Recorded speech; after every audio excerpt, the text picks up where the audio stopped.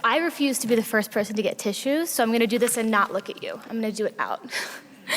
So I'm Lily Kays, I'm a junior here at Elon, and I just wanted to say a few words about my relationship with Shannon. I've known Shannon since I was 15. Since she came to Elon in 2015, she's been a person I've greatly admired and I look up to.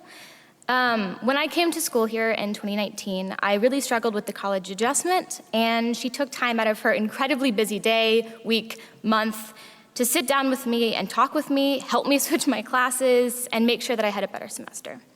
I think that she is one of like 5 people here who are the reason I'm still at Elon. I haven't transferred or gone somewhere else, and that's because of you. When it comes to her students, she takes time to get to know her students in class individually, and it shows us her work as a professor. My friends and I still talk about Sex, Gender, and Power, a class I took last spring with her. It's centered around feminist philosophy and engaging with theory that tried to answer the question very largely, what is gender, what is sex? And the systems around it. It was one of the best opportunities I've had here, and it's because of you teaching it. Shannon brings this light. She walks around the classroom, she engages with students, and it's one of the most discussion-based courses I've ever had. That's gonna be greatly missed in the department and here at Elon. I've also gotten to know Shannon's family and her 3 children. Shannon is one of the best moms I know.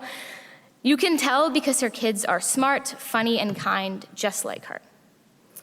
Shannon also happens to be a fantastic public speaker, which will make you cry, I already know. So here to speak about dreaming, Dr. Shannon Lundeen.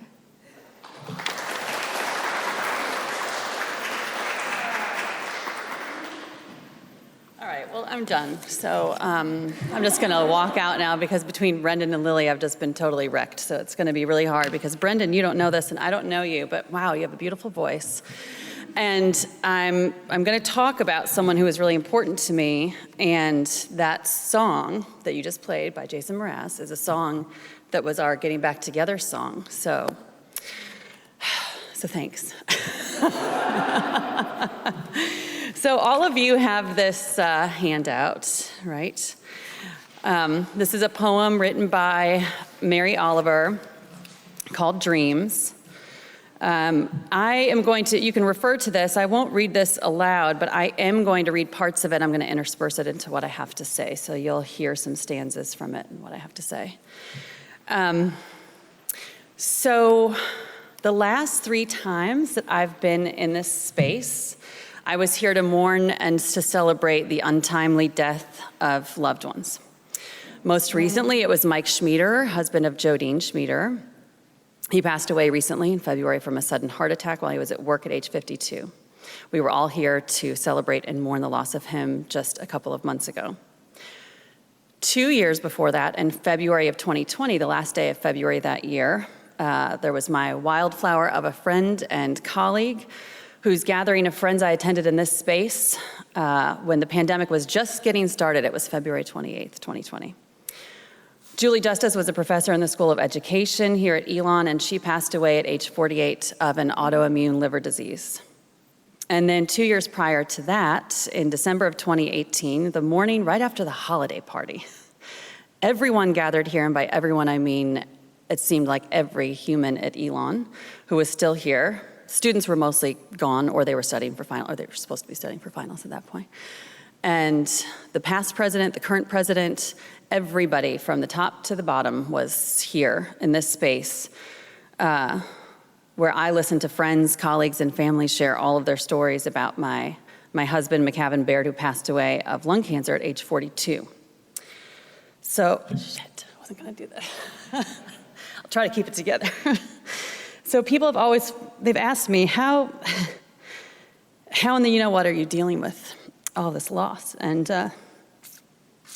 I think I've persevered because I keep doing my work here and I keep momming it up with my 3 boys because I am a dreamer, and dreaming and humor have been the 2 constants and the 2 pillars of my being, really. So I guess it's only fitting that I'm here reflecting on dreaming and loss just before I part ways from Elon. Damn, I might need that Kleenex box.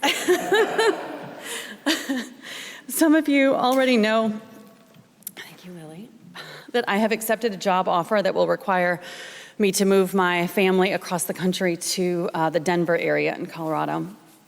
And so my time as an employee at Elon is rapidly coming to a close, and it's particularly hard to part ways from Elon because of what my Elon colleagues did for me during what was the most challenging time of my life. I can't imagine a more challenging time, and I hope I'm done with the most challenging time. I hope that's in the past. And this includes colleagues that I barely even know. The Elon people just held me up. It was not the institution, it was absolutely the people, and the people I know make the institution, but it is the people that held me up and they held me together. So I'm going to share a little bit of that tale of loss because I've decided that I should probably use this invitation to reflect at Newman Lumen to give me the opportunity to experience catharsis with loss while standing here in what will probably be my last time in this sacred space. So I lost my best friend, McCavan, of 22 years, husband of 12 years, to lung cancer on December 10th, 2018. McCavan was 42 years old. Back in July of 2017, my second summer here at North Carolina and working at Elon, we learned I was, surprise, pregnant with baby number 3. So McCavan and I took a couple of days to simply celebrate our unexpected fertility at 40-something years old.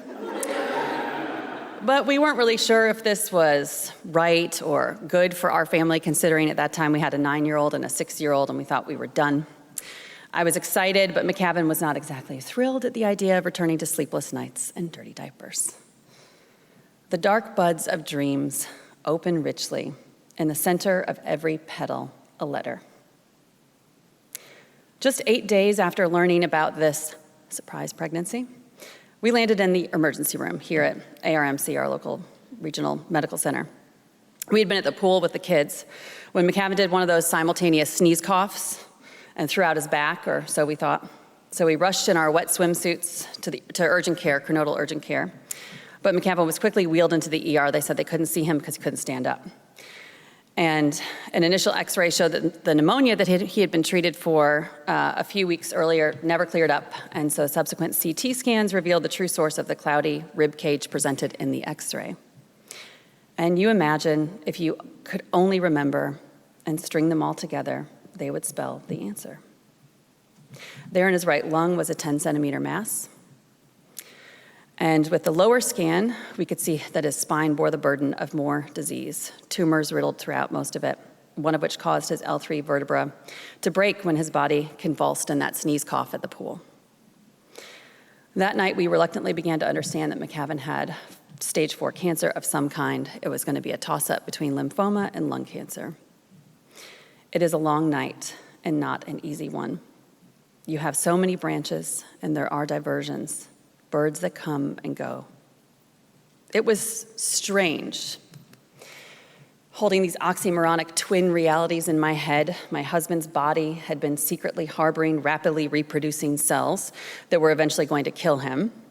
And my body had been secretly nourishing equally rapidly reproducing cells that would eventually result in new life. The black fox that lies down to sleep beneath you, the moon staring with her bone-white eye. Over a weekend, 2 days later, a bronchoscopy revealed McCavan had pulmonary adenocarcinoma. This is the most common form of lung cancer for non-smokers. But McCavan's cancer ultimately proved to be quite unique. He carried a set of markers and mutations that only 2 to 6% of lung cancer patients have. And those mutations are resistant to all of the traditional forms of treatment. After several rounds of chemotherapy, immunotherapy, a brutal 5 months of participating in a clinical trial at MD Anderson that required several flights to Houston, and a heart attack on Thanksgiving Day, 2018, caused by lack of oxygen, McCavan died in hospice care on December 10th. Finally, you have spent all the energy you can, and you drag from the ground the muddy skirt of your roots.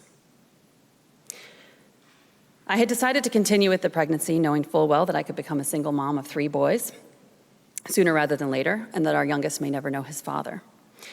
In March of 2018, between McCavan getting removed from the MD Anderson clinical trial for tumor progression and him starting a new intensive chemotherapy 1 week later, we induced labor a few days shy of the baby's due date to try to maximize McCavan's time at home, treatment-free with our newest addition. And leap awake with 2 or 3 syllables, like water in your mouth and a sense. We welcomed my rapidly reproducing bundle of cells into this world on the Ides of March, March 15th, 2018. Phoenix Madison bared Lundeen, a creature, if ever there was one, who rose from the ashes of his predecessor on fire with an abundance of love, shit, and giggles. This child has been the happiest dream of a human I've ever known. McCavan didn't get to care for Phoenix too much in the brief 8 months they shared on this earth together. But Phoenix is everyone's baby, everyone's child, most especially here at Elon. It is not a coincidence that his name is Phoenix. My older kids are adjusting to our new family constitution brilliantly. All of us have welcomed a new member of our family, not through birth, but by choice and love, my partner John, someone who also lost a parent, his father, to cancer at age 14. I know that my older son's grief is latent. It's waiting, quite literally, in their dreams, whether that's waking or sleeping. They have yet to shed a tear about their father's death. Of loss, a memory, not yet of a word, certainly not yet the answer, only how it feels. I dreamed and keep dreaming of new futures for myself. It's the only way I navigate the pain, the grief, and the carnage of this wild ride of life. I face loss head on. I cry and scream about it, sometimes to the sky, sometimes to my Honda Pilot with all the windows rolled up and no children in the car. I also laugh and inspire others to double over with giggles, with a totally irreverent and irrepressible sense of humor. Waking dreams, sleeping dreams, it is the stuff of hope. It's the stuff inspired by the love and strength of others, of all of you, and of myself. When deep in the tree, all the locks click open, and the fire surges through the wood, and the blossoms blossom.